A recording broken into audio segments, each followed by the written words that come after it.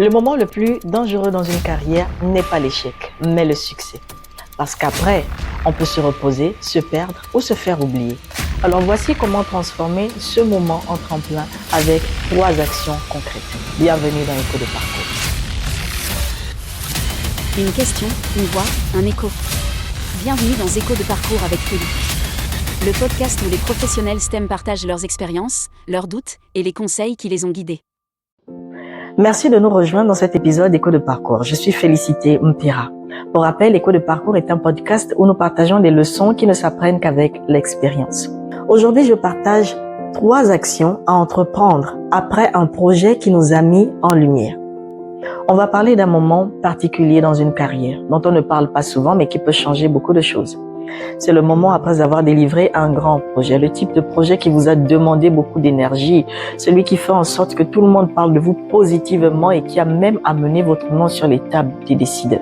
C'est un moment à gérer avec beaucoup de stratégie parce que c'est aussi là que plusieurs personnes commettent des erreurs qui les bloquent pendant des années. Généralement, après avoir délivré un grand projet, il y a une fenêtre d'opportunité qui s'ouvre. Généralement, elle ne dure pas plus de 2 ans. Plus on avance et plus cette fenêtre se referme. La première année, après avoir délivré un grand projet, est la plus favorable pour saisir de grandes opportunités. Alors, je vais commencer par partager 2 erreurs à éviter que j'ai souvent observées autour de moi tout au long de mon parcours.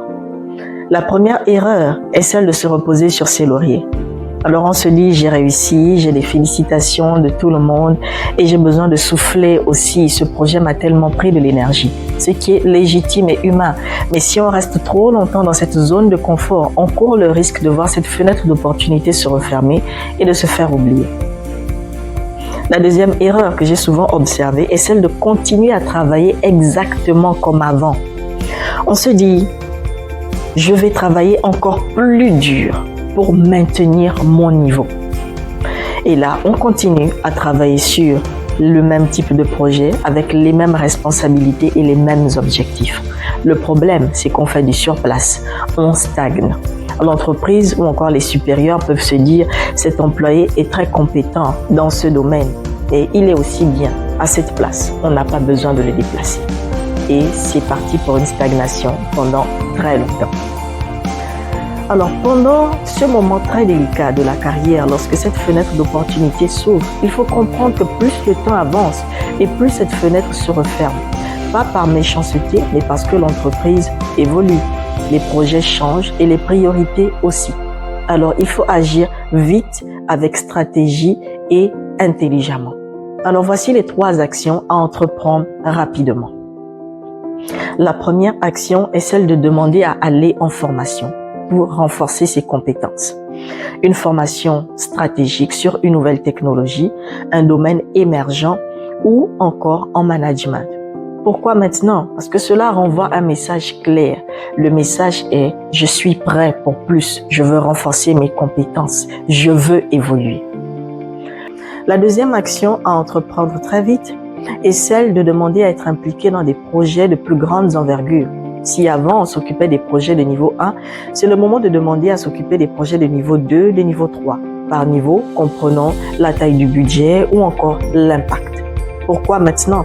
Parce que vous venez de prouver que vous êtes capable et tout le monde est encore dans cette énergie. Votre crédibilité est fraîche. Il faut s'en servir maintenant. La 3e action à entreprendre est celle de demander une expatriation si vous travaillez dans une multinationale. Même une expatriation temporaire de 3 mois, de 6 mois. Pourquoi maintenant? Parce que ça va vous permettre de voir comment l'entreprise fonctionne sous d'autres cieux. Vous allez avoir de plus grandes perspectives, une vision plus grande de l'entreprise pour mieux vous positionner selon les opportunités que vous allez pouvoir voir. Alors, voici les 3 actions à entreprendre rapidement lorsque on est dans ce moment délicat après avoir délivré un grand projet. Premièrement, demandez à aller en formation. Deuxièmement, demander à être impliqué dans des projets de plus grande envergure. Et troisièmement, demander une expatriation. Alors pour vous qui êtes restés jusque-là, voici le 4e conseil qui est d'ailleurs le plus important. Il faut prier. Pourquoi? Parce que tout don parfait, toute grâce excellente viennent de Dieu. Merci. Merci d'avoir écouté Écho de Parcours. Chaque voix compte, chaque parcours inspire. À très vite pour un nouvel écho.